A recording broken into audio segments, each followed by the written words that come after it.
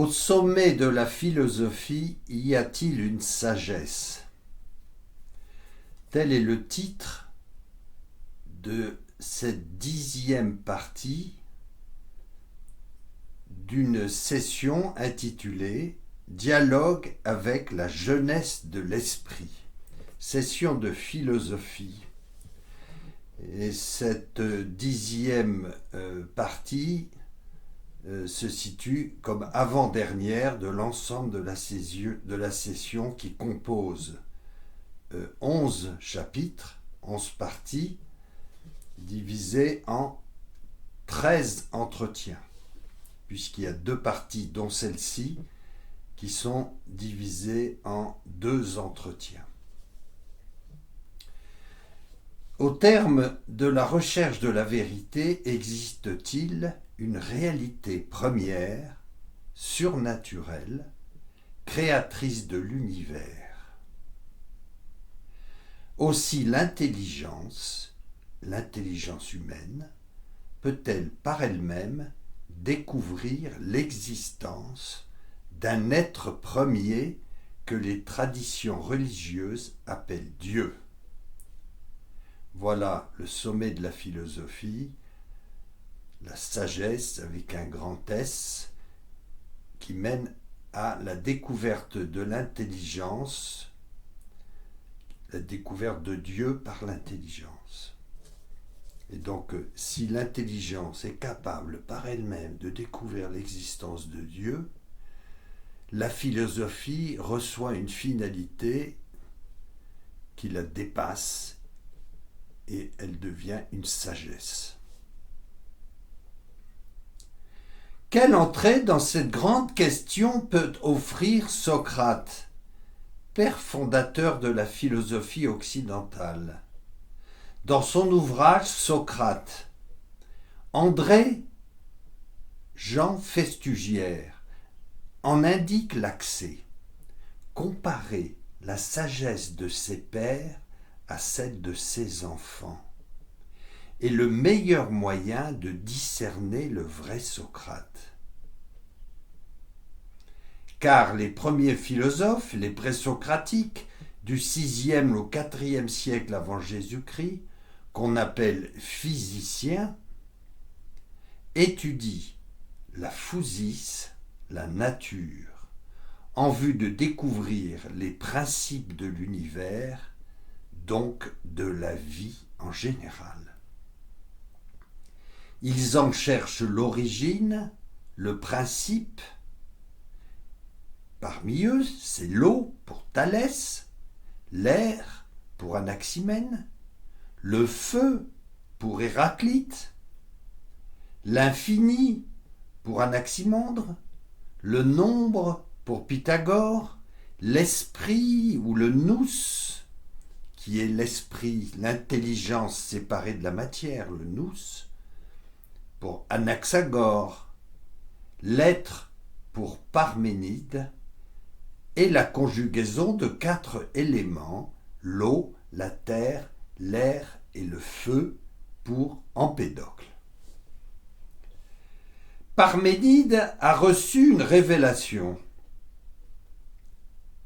Il faut que tu apprennes toute chose, et le cœur fidèle de la vérité qui s'impose, et les opinions humaines qui sont en dehors de la vraie certitude. Allons, je vais te dire, et tu vas entendre quelles sont les seules voies de recherche ouvertes à l'intelligence. Que l'être est, que le non-être n'est pas, chemin de certitude qui accompagne la vérité. Tu ne peux avoir connaissance de ce qui n'est pas, tu ne peux le saisir ni l'exprimer. Il est ou n'est pas. Mais il a été décidé qu'il fallait abandonner l'une des routes, incompréhensible et sans nom, comme sans vérité, prendre l'autre que l'être est véritablement. Telle est la voie mythique menant à la vérité. Elle signifie que pour comprendre la pensée, il faut regarder l'être, car l'être est. Le non-être n'est pas, et l'être est véritablement, dit Parménide. Cette découverte mène à une théologie qui regarde l'être premier, l'être nécessaire, cause des causes.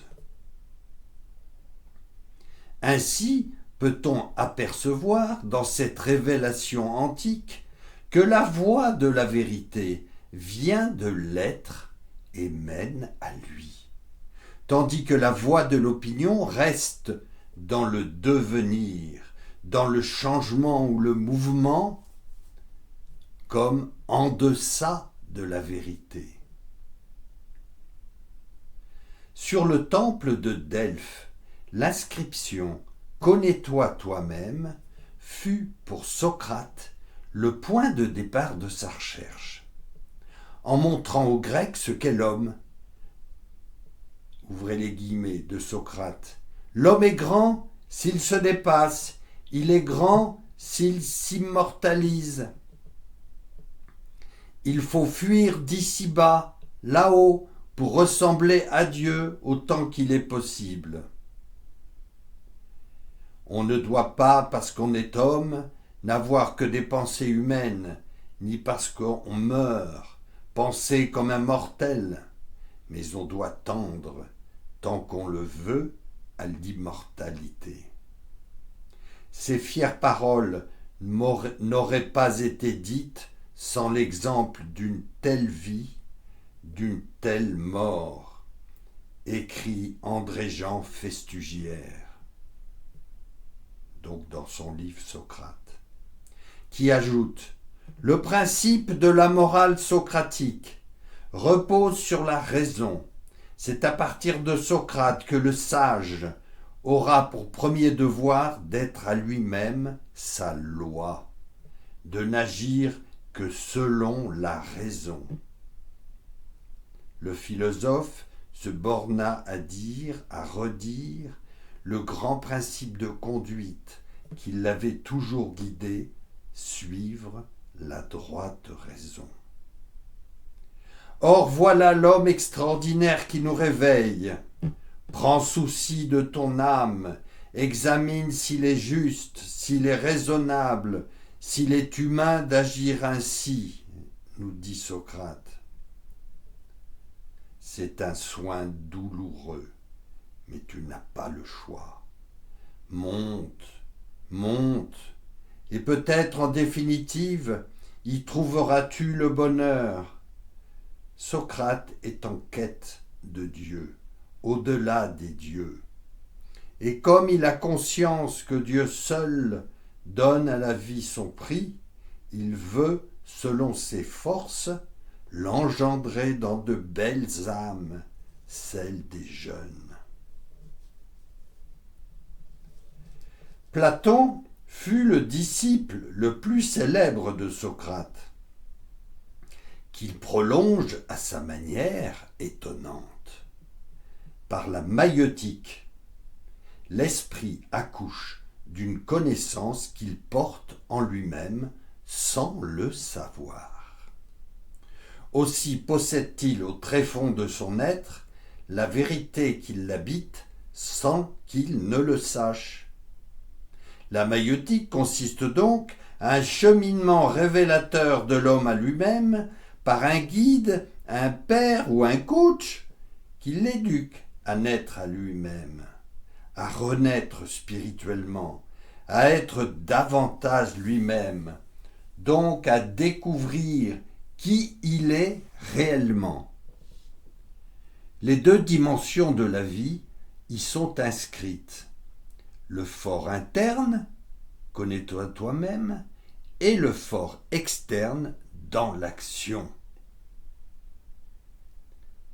La pédagogie de Platon, le roi philosophe et poète, suit un parcours formel, communiqué dans ses dialogues, qui l'anime par le biais de personnages choisis, comme Socrate par exemple, son célèbre maître.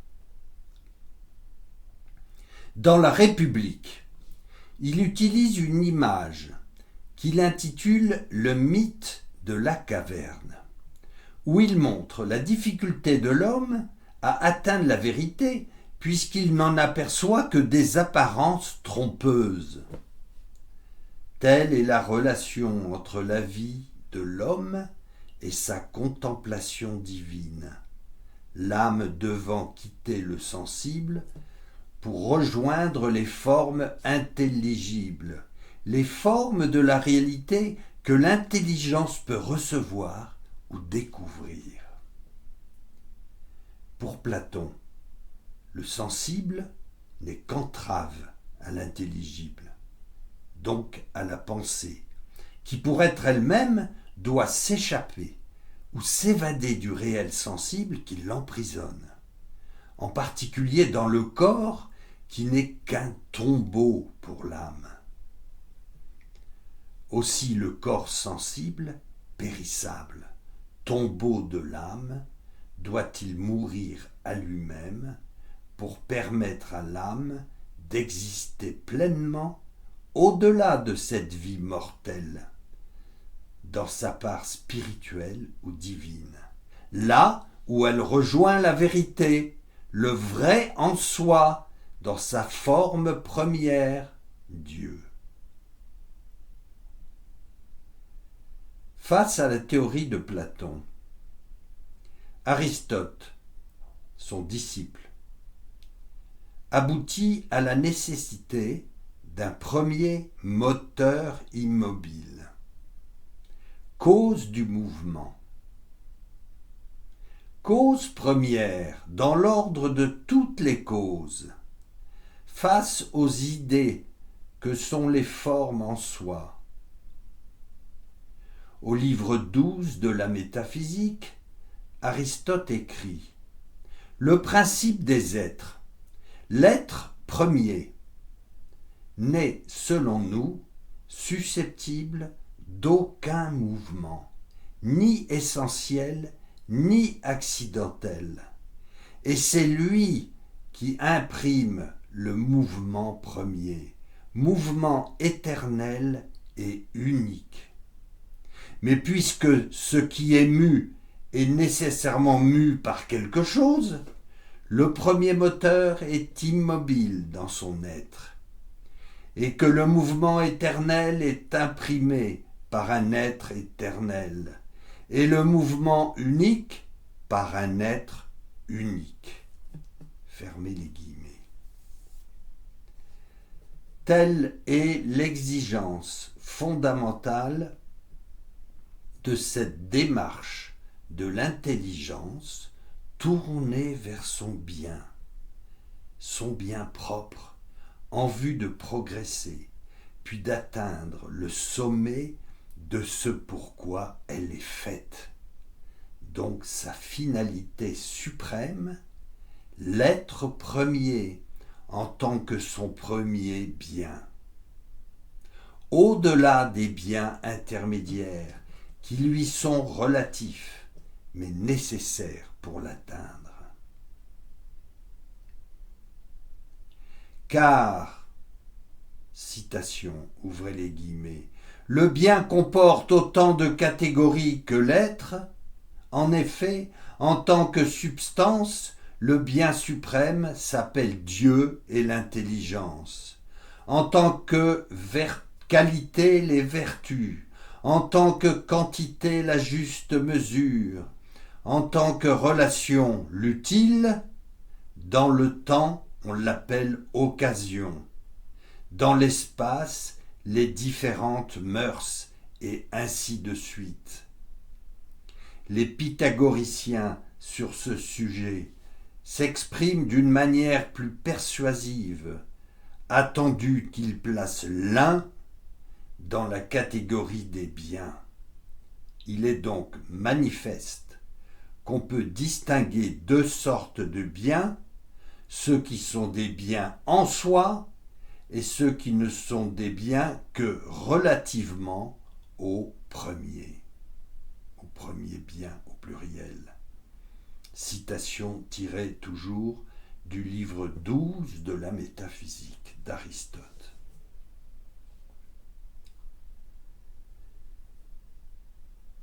Au sommet de la métaphysique, toujours au livre 12, Aristote atteint l'existence d'un être premier.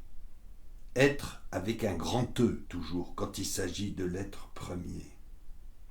Un être qui meut sans être mu. Être éternel. Essence pure. Acte pur.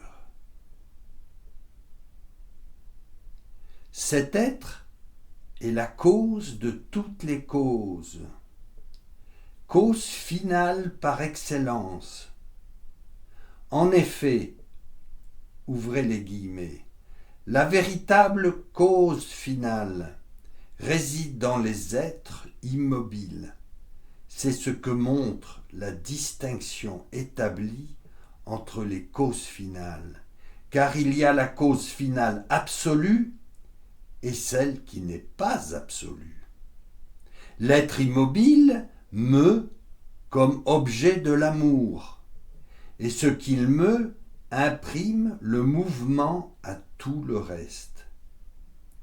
Mais dès qu'il y a un être qui meut, tout en restant immobile, bien qu'il soit en acte, cet être n'est susceptible d'aucun changement. Fin de citation. L'être premier, toujours avec un grand E, l'être premier. L'être premier, source du mouvement, est donc créateur de la vie, de l'âme qui donne vie au corps de l'homme, de l'âme principe de vie.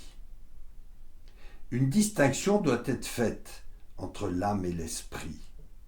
L'âme n'est pas l'esprit. Tous deux se situent au niveau de la vie, mais l'âme en tant que principe et l'esprit en tant que moteur de la vie spirituelle, intelligence et volonté, qui différencie l'homme de l'animal dans l'univers physique. L'âme n'est donc pas l'esprit, mais un principe de vie, d'où chez les êtres vivants, l'âme est diverse selon les espèces. L'intelligence est en acte quand elle se tourne vers ce qui est. Elle est parfaitement elle-même en saisissant l'intelligible à ce contact existentiel qu'est le jugement d'existence. Ceci est. Ce qui est, ce caractère divin de l'intelligence, semble-t-il, se trouve donc au plus haut degré dans l'intelligence divine. Sa perfection est sa source.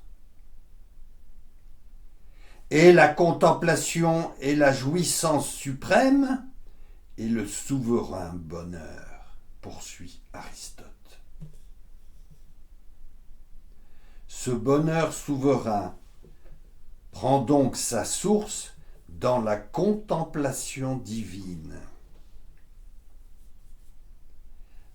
Aristote ajoute : si Dieu jouit éternellement de cette félicité que nous ne connaissons que par instant, il est digne de notre admiration. Il en est plus digne encore si son bonheur est plus grand. Or, son bonheur est plus grand, en effet.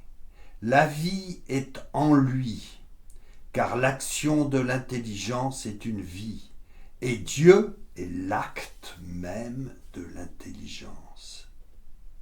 Cet acte pur, telle est sa vie parfaite et éternelle.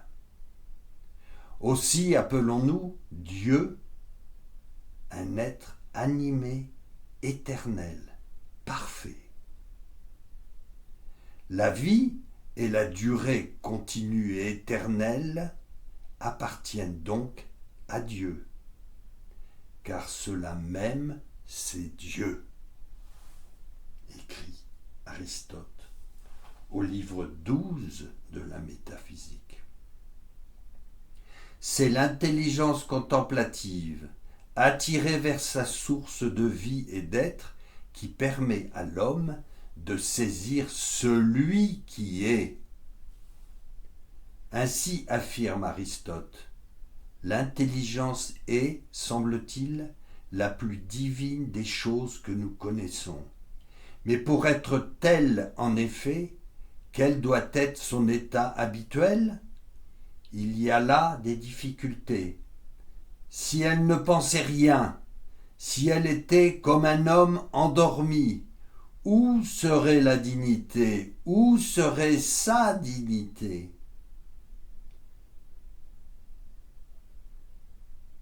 Nous voyons donc là l'antériorité de l'acte sur la puissance en tant que capacité. Importe-t-il donc, ajoute Aristote, oui ou non, que l'objet de sa pensée soit le bien ou la première chose venue, ou plutôt, ne serait-il pas absurde que telle et telle chose fussent l'objet de sa pensée?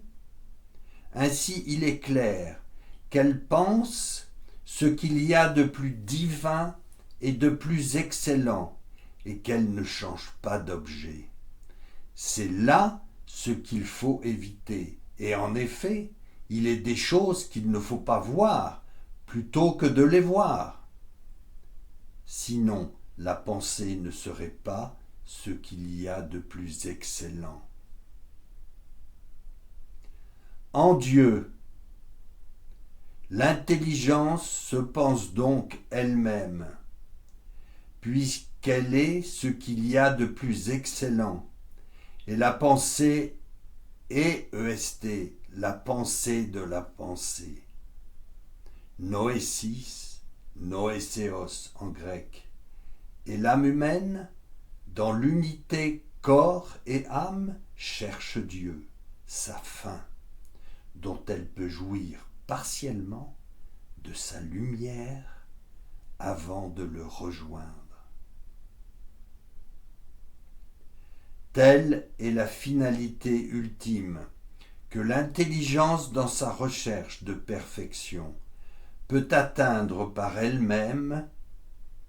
En effet, l'intelligence contemplative est radicalement faite pour Dieu, car il est le souverain bien de l'homme, sa fin ultime.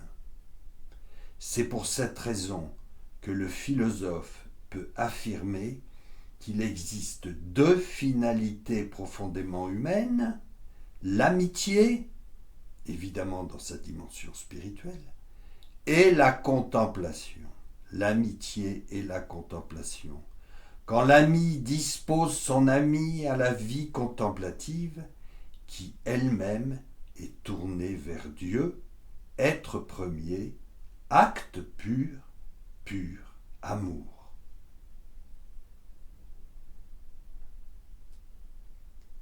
Dans son commentaire de la métaphysique d'Aristote,